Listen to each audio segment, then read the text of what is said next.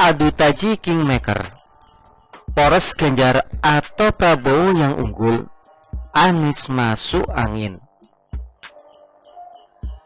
Presidensial threshold untuk mendukung capres dalam Pilpres tahun 2024. Tidak ada satupun partai politik yang dapat memenuhinya tanpa berkoalisi.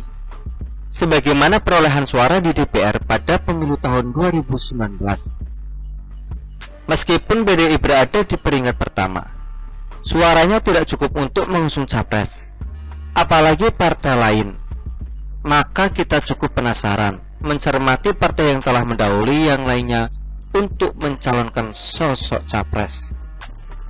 Bayangkan, jika tidak ada partai lain yang bergabung, mungkin dia akan berubah jadi mengkeret, ibarat putri malu menjumpai kegelapan. Namun sejauh ini, masih terbuka peluang terbentuknya gabungan partai dalam sebuah koalisi. Pakar politik, yang juga Direktur Poltreking Indonesia, Hanta Yuda AR, melihat demikian, sebab menurutnya, ada 3 sosok yang bisa menjadi kingmaker kemunculan 3 poros koalisi. Sosok yang dimaksud diantaranya adalah Jokowi dan Megawati. Lalu, siapa satu sosok lagi yang bisa menjadi kingmaker kemunculan 3 poros koalisi? Menurut Hanta Yuda, dia adalah Susilo Bambang Yudhoyono, SBY, Surya Paloh dan Yusuf Kala. Jika PDIP tidak memiliki pilihan lain untuk membentuk koalisi, poros yang paling dekat dengannya mungkin KIB yang terdiri dari Golkar, PAN dan P3. Ketua Umum Golkar, Airlangga Hartarto menyebut akan ada parpol lain yang bergabung dengan Koalisi Indonesia Bersatu, KIB. Partai manakah? Potensi paling besar kita duga ada pada PDIP. Alasannya cukup sederhana. Faktor kedekatan Jokowi dengan Megawati menjadi petunjuk. KIB akan lebih solid jika di dalamnya ada PDIP. Mereka mungkin akan menawarkan capres yang berasal dari kader mereka. Misalnya Ganjar Pranowo, Puan Maharani, Airlangga Hartarto, atau kombinasinya.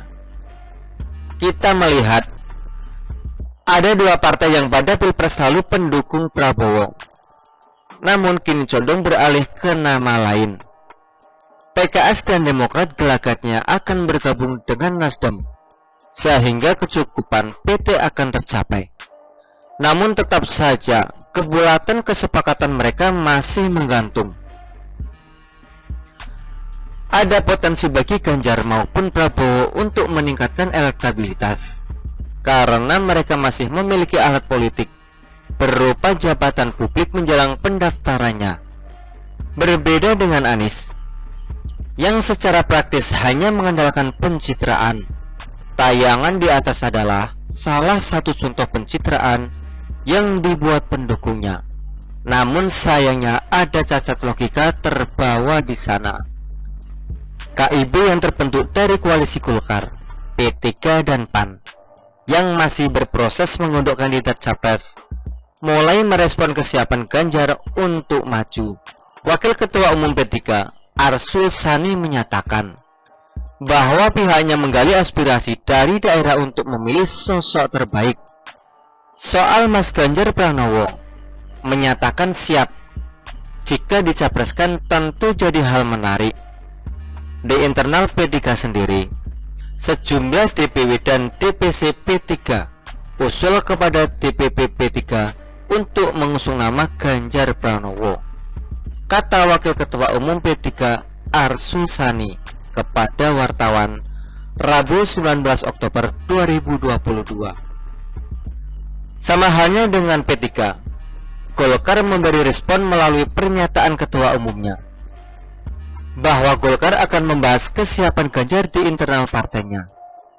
Tentu saja, Untuk mengusung sosok gubernur Jateng ini, KIP harus lebih intens mengkonsolidasikan kebersamaan, khususnya untuk mengajak PDIP bergabung. Sebagaimana sikap relawan Ganjar Mania yang membaca isyarat bahwa Megawati sepertinya merestui kadernya ini untuk bersiap diusung, maka poros KIP pun membaca isyarat yang sama.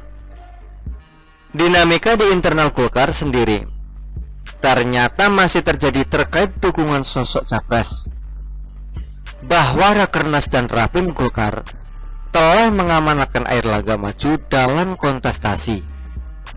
Riak dari pihak Golkar ini mungkin akan menjadi persoalan tersendiri ketika KIP harus membulatkan suara.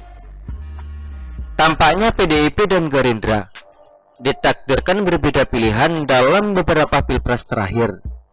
Pada pilpres tahun 2009, kita tahu Prabowo dipasangkan dengan Megawati sebagai cawapres. Selain Gerindra, yang karena suara di DPR mengharuskannya menjalin koalisi untuk mengusung capres, namun tradisi menjalin koalisi dengan PKS, gelagatnya kali ini tidak terjadi, karena PKS cenderung merapat ke Nasdem dan Demokrat. Pertanyaan publik kini mengarah kepada kepastian tiga poros yang sudah semakin terpola. Adakah mereka akan tetap seperti keadaannya sekarang? Bisa saja di menit terakhir muncul dinamika seperti terjadi antara Demokrat dengan Gerindra di Pilpres tahun 2019 lalu. Politik yang selalu bergerak bak gelombang ini dalam mensinkronkan diri mereka dengan jadwal pemilu pun menimbulkan gelombang yang serupa.